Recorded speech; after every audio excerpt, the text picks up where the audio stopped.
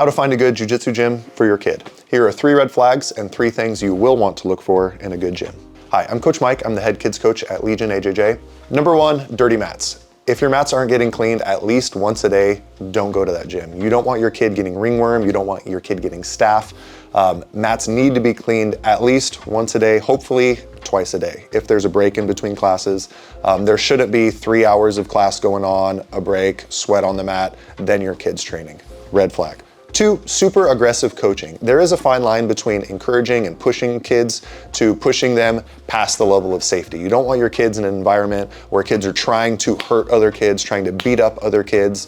You want to find a gym that is going to encourage your kids to train at a safe pace. 3, at the end of class, especially at the end of your first class, if they're trying to sign you up with a big year-long contract, that's a huge red flag. Any gym that's confident in their program is going to let you take a couple classes to see if you like it before making you sign up for anything super long-term. Look around, you're going to find some places that have a free trial or a free couple classes, so you could actually make sure your kid wants to train there, make sure you're comfortable with your kid training there. Now, a couple good things. A good coach to kid ratio. Even the best coach in the world alone is going to have a hard time wrangling 40 kids.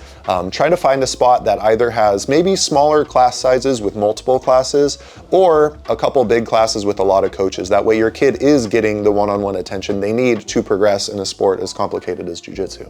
That leads into having actually separate classes depending on the age groups. If you have a 4-year-old in with some 10 and 12-year-olds, the curriculum is going to need to be different. A 4, 5, 6-year-old isn't going to learn the same thing as a preteen.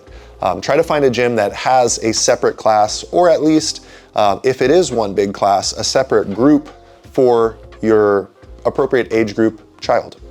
And 3, this should be very obvious. You want to look for a gym where kids are laughing or smiling or having fun. If you go to class and it's serious the whole time, it might be great jiu-jitsu, nothing knocking that, but your kid's not going to want to train there for more than a couple months, right? They might get burnt out. You want to find a spot where they're excited to go, where they're having fun, where the kids are laughing, the coaches are laughing. You want to find a coach that is having fun in his job too. Jiu-jitsu is a great activity for kids, but remember, each gym is going to do it differently.